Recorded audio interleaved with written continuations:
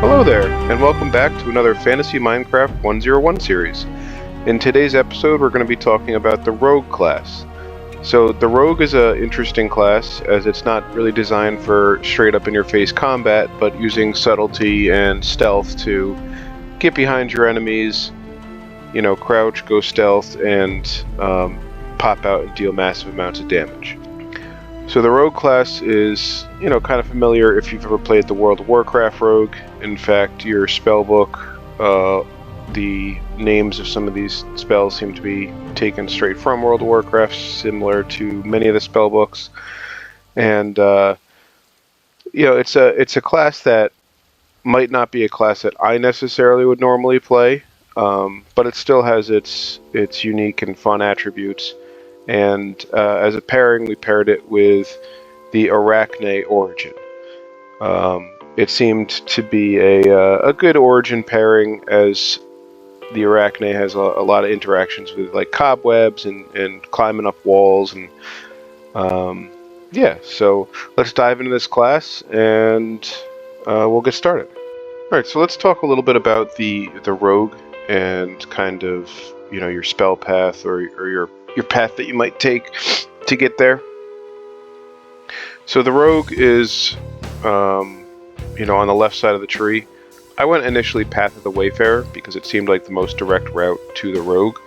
However, in speaking with some other people and really just in hindsight, it might have been more beneficial to take the Path of the Warrior and make your way over to the junction, allowing you to come down here and grab the Path of the Rogue anyway.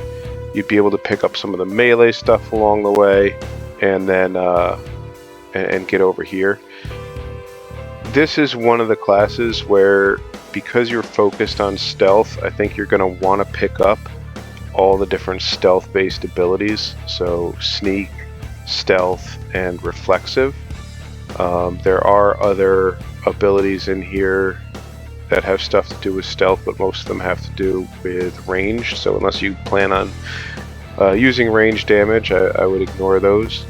And then I think Twin Strike is always good for a melee class. And I was trying to get to Swordfall and I miscalculated. I could have not taken a node over here, and I would have made it. So if I was playing this class long term, I would Malevolent Manuscript and reset it, but for the sake of the video, it doesn't really matter.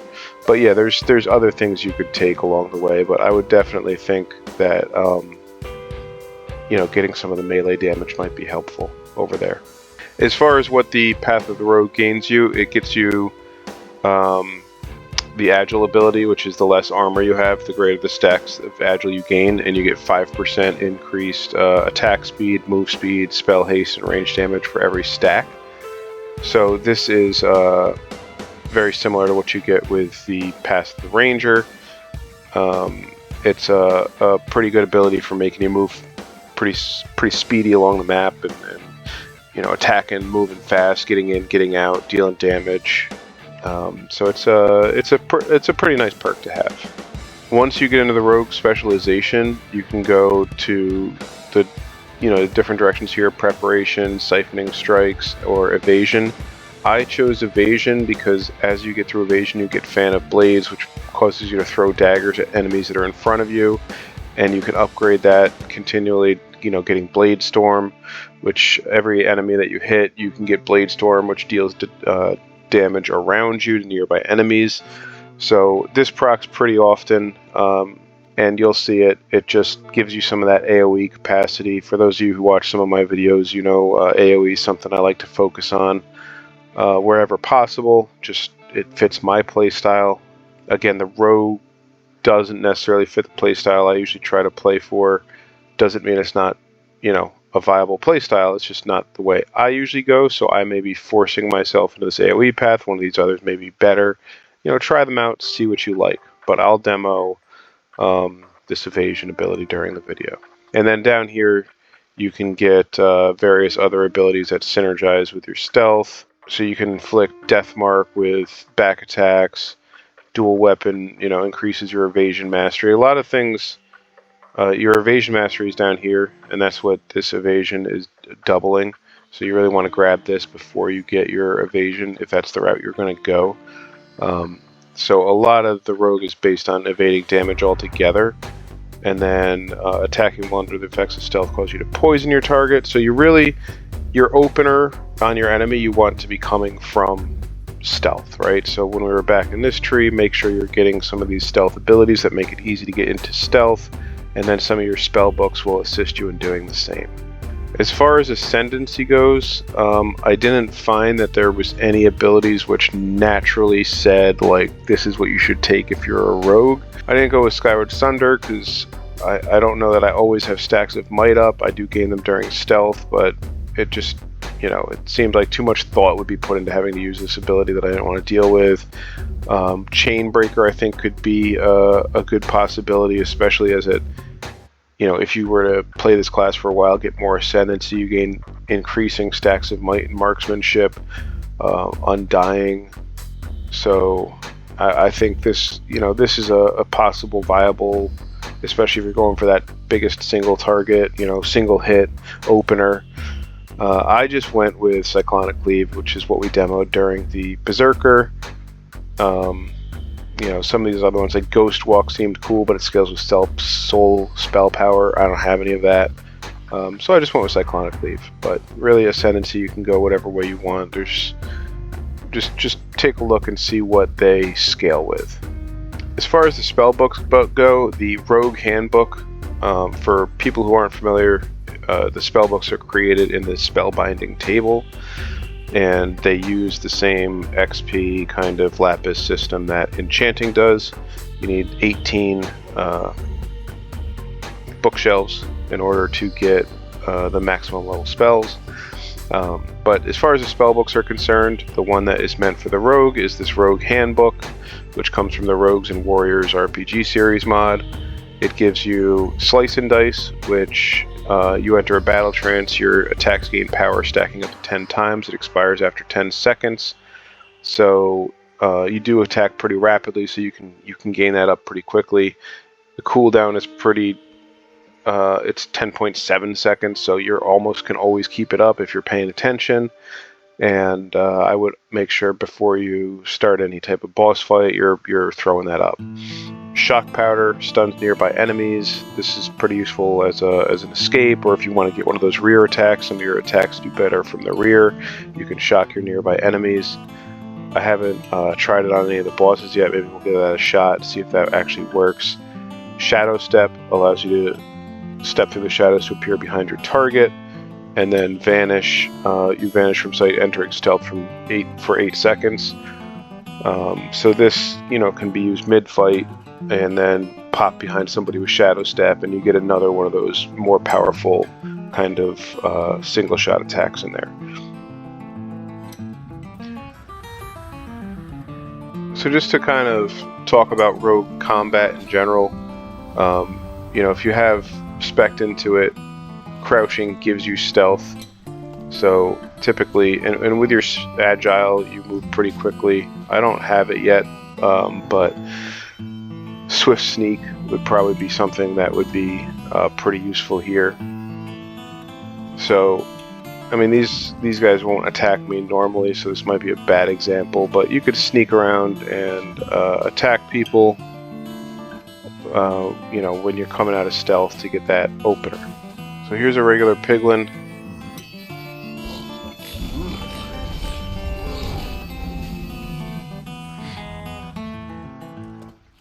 So that's kind of my basic attacks there.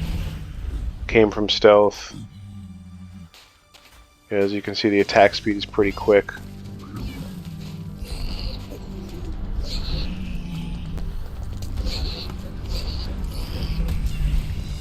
So here's the Slice and Dice ability. it gives you an increase, and you can see my normal attack is 10.91. Activate Slice and Dice, it's up to 11.79, and then every subsequent attack continues to increase that. So I'm gonna guess I'd be somewhere around 20 if I had full stacks, but I kind of ran out of enemies. Let's see if I can get some off of this guy.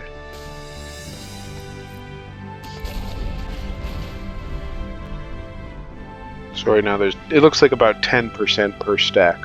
So if you go in here, and yeah, you can see down at the bottom left there, second from the bottom is your Slice and Dice ability. So it's 10% for one stack. So you can basically double your attack damage with Slice and Dice. So let's take a look at the Shock Powder.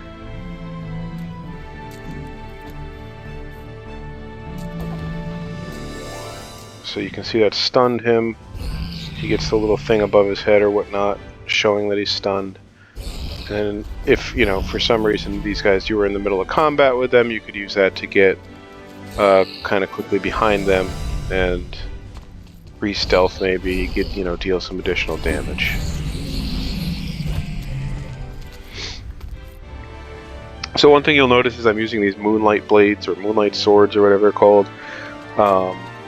May not necessarily be the best option overall, but at the point in the playthrough that I'm at, they have around netherite, you know, sword attack damage. I think their base is 8. I think the netherite sword's base is 8. So they're decent little options, and then they give you this ranged ability, which you can actually just kill people from afar with it. The one thing the rogue kind of lacks is any real form of ranged ability in its spell book, so it's nice to have that option. So this guy's already targeted on me, so I can't stealth. So let's demonstrate the Vanish. So now all of a sudden I stealth, he has no idea where I am. So Vanish can either save you if you're, you know, taking damage. Oh, and then the Vanish broke, so I pop back out of stealth. But Vanish can save you maybe if you're taking damage, if you want to use it to maneuver behind somebody to deal that extra damage from stealth. You know, so Vanish is a pretty versatile ability as well. And I think, you know, I'll find somebody, you know, the best combo I think is pop in, you know, if you pop Vanish, you're in the middle of, say, a fight, you pop Vanish, and then you shadow step behind him, and then you can hit him with the rear attack. So one of the things you might notice is sometimes these little daggers will fly out and attack some of these guys. Like that guy just got hit by one again. That's you know, part of that Fan of Blades ability that we were talking about earlier. If you take the evasion initial ability. So also one good thing to note of this with this Origin is you can web people with the additional ability, and anybody who's stuck in a web will be highlighted. So even if he comes through here, as soon as he gets stuck, even if I was looking through a wall, you can still see where he is. It's really helpful early game, and it's also helpful because you're so melee focused with those like little skeletons, like little baby skeletons that spawn, and then you know, right now I have a lot of speed, but early on, you know, trying to track them down, especially if they're extra fast or they're one of the boss like named unique guys, you just pop a web on them, and then boom, they're stuck. I'm gonna resort to eating rotten flesh. The fact that you burn through food, it's definitely noticeable. Like I run out of food all the time, and because I'm making these tutorial videos, I don't necessarily build up all these farms, but if you just simply build like a food farm, I'm sure it wouldn't be a huge issue. Or go find a village and raid it. Alright, so we want to talk about our, you know, class specialization ability, that evasion. So if we hit V, we automatically start throwing the daggers because of that Fan of Blades ability. And it does give us some range capacity. It's rather powerful. It shoots the daggers very quickly.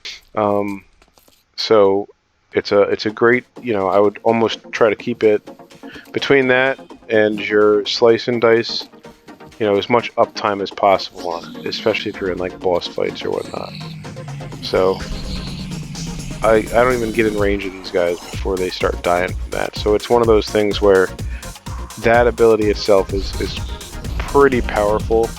Again, I haven't tried the other abilities, but it gives you a lot of versatility, I think, that the class lacked in the lack of AoE and range. And then really the last ability that we have that I talked about is Cyclonic Cleave. It's the Ascendancy ability.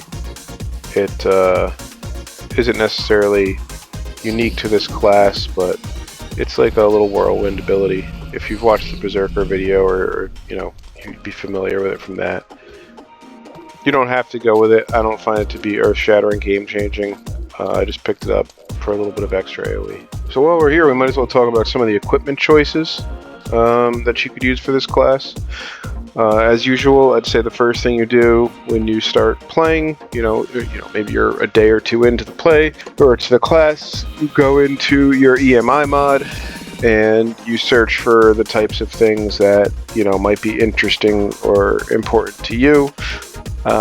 Because you don't have a specific spell power, I actually started off by just looking for the rogue mod, which has all the equipment for the rogues and warriors. So your berserkers and rogues, based on this, you know, the spell engine mod pack or the classes or whatever that is. But this is kind of where you can see, oh, okay, you got daggers, kind of what they're intending you to use. I started off kind of using daggers, but you know, even the netherite 5.7 attack damage in comparison to the swords, you know, 8.4. Like, I think it's an 8.0. It just gets a little bit of, but a base of 8 on these swords.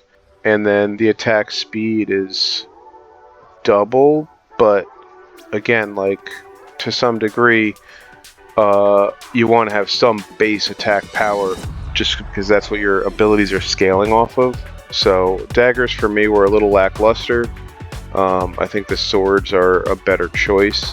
And then as far as equipment goes, you know, your starter option is this rogue gear, which is pretty easy to make. You just basically need wool and leather and you know, dyes. So very early on you can get that rogue gear, very easy to make. I believe it repairs with iron. Actually, no, I'm sorry, it repairs with leather. So get yourself a cow farm and a sheep farm and you can make pretty much unlimited amounts of this. The base, you know, rogue, say helm, has 1 armor, attack speed, and regular speed. And then your upgraded version of that is the assassin gear, which now you're getting attack damage, attack speed, and regular speed as your base modifiers, and double the amount of armor on that. So the assassin gear, still not terrible to make. Again, the rabbit hides are somewhat hard to find sometimes, depending on what biomes you get. You can find them in various structures, so I have a full set of this gear. I made it by finding rabbit hides in chests for the most part. Your ink sacs, just kill some squid, and gold is relatively easy to find, and that's what this gear is basically built out of. It's really the rabbit hide that is the most restrictive part of building this set. And that's kind of where I'm at in an early game playthrough. So you don't have to necessarily limit yourself to these armor sets, because there's not, you know, like if the Crusader set has +2 healing power and your spells all scale off of healing power, you can really go with any armor set you want. It gives you a lot of freedom. I think with this class, like the Berserker class, you have a little bit more freedom if you want to open yourself up to other armor sets out there. You can kind of search through EMI and see what you like out there, search through some of the mods. For simplicity's sake, I'd say these are your easiest early go-tos, and then as you progress through the game, you don't have to feel like you're stuck here, though. As far as weapons are concerned, again, I ended up going with swords, and I just made these moonlight swords just because they're pretty easy to make. You just need, I think, moonstone, some sticks, and then you upgrade them with Lord Souls. You can easily farm Lord Souls by just making that altar and, you know, spam killing whichever boss of choice. For me at this point, I've killed the old champion several times, and you just get a bunch of Lord Souls. You can upgrade these things pretty easily. They give you this, like I said, that ranged ability. So I would say early game, you know, it's a good target.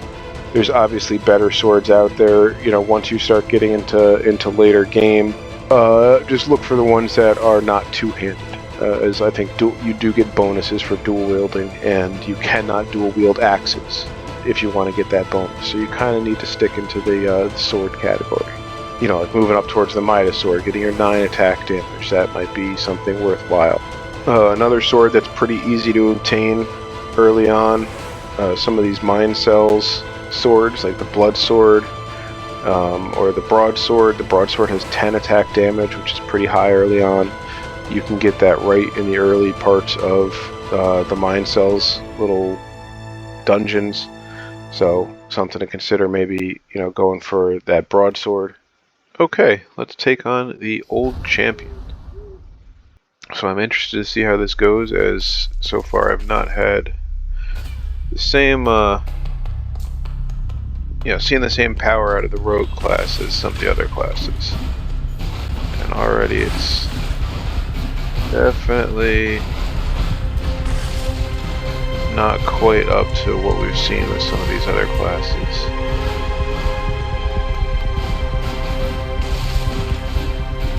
We definitely don't have the best weapons possible, but this is almost pathetic in comparison to what some of these other classes have done.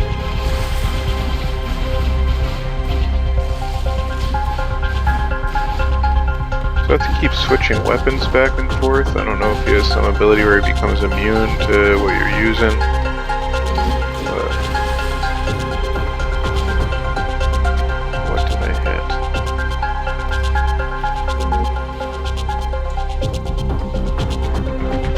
Not looking forward to when the spirit pops out of there.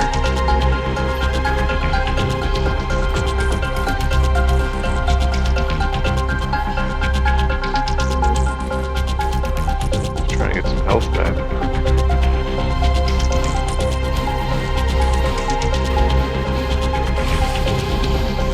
Alright, here's the shade. This guy could be a problem.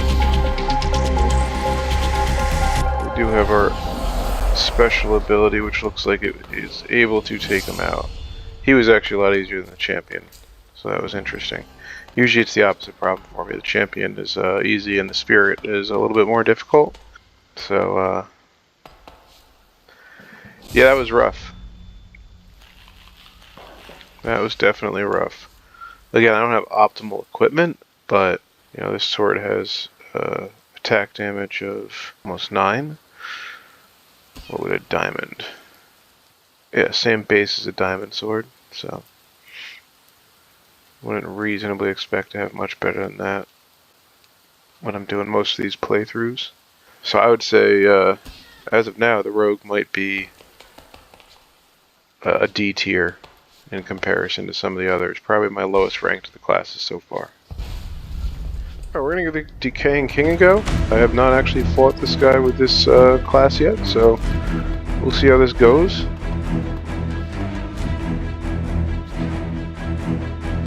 See if we can stealth in here.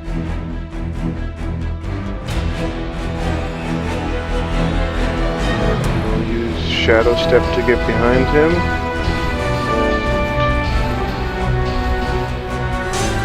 And vanish.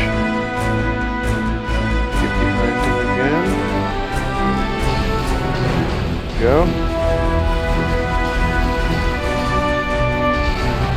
So we just used our V ability there, our evasion, and it gave us that final little push. Not bad at all. Again, you know, coming into it with stealth and using, you know, your class mechanics to your advantage sets you up for success.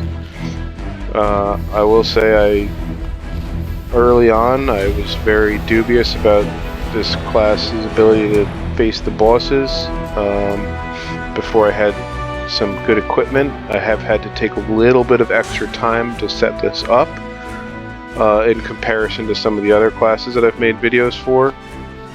But you know, if you play it the way it's intended to be played, you'll do a good job.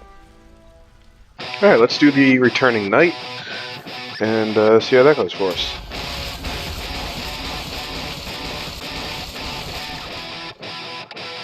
So I immediately popped into stealth when he came up.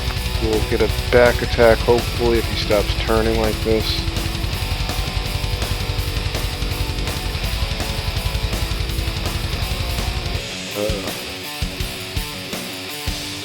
I think something's glitched.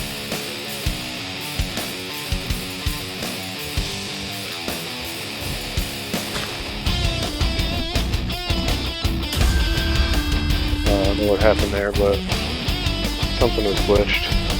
Let's take some of these guys out. So I'll pop into stealth again, get behind him.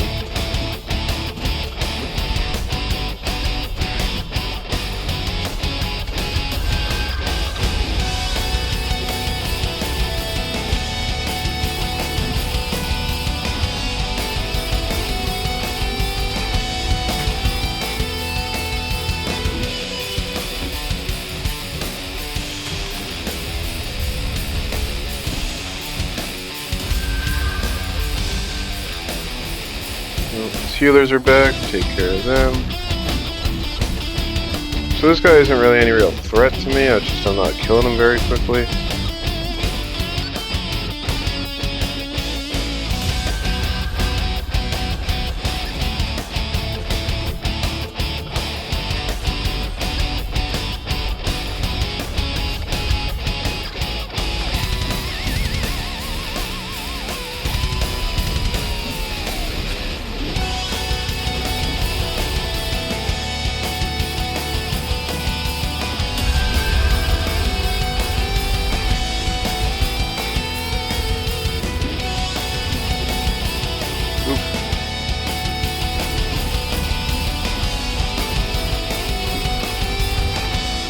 There he goes.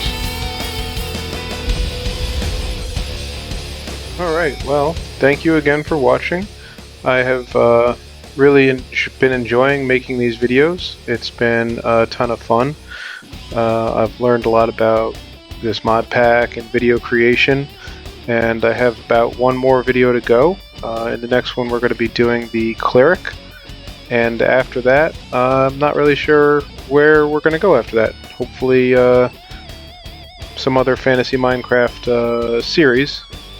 I'm thinking possibly a survival guide-like series for the Fantasy Minecraft mod pack. So I'm glad you guys watched, and let me know in the comments below if there's anything you think I should change. And until then, I will see you next time.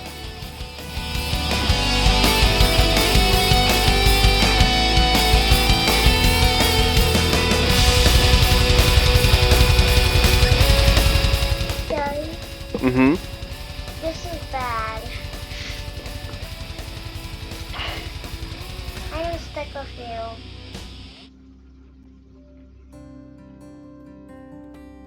Chest.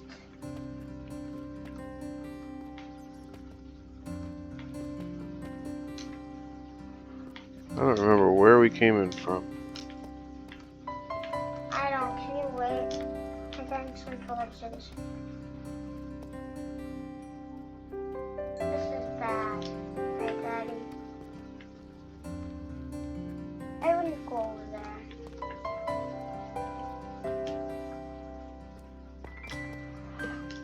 Okay. Wait, what if we just followed? Oh, I see where we came in from. Yeah. Let's get out of here. This is bad. Hey, Daddy, we should get out of here. You're not trying to see the warden today? No, I don't want to. I should go.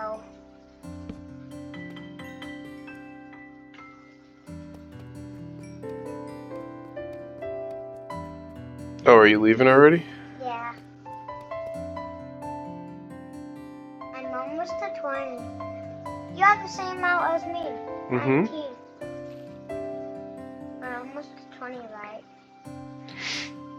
Yeah. Can you come with me? Daddy! My minecart!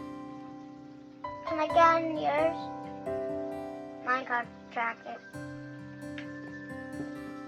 I mean, if you hadn't stopped yours in the middle of the track.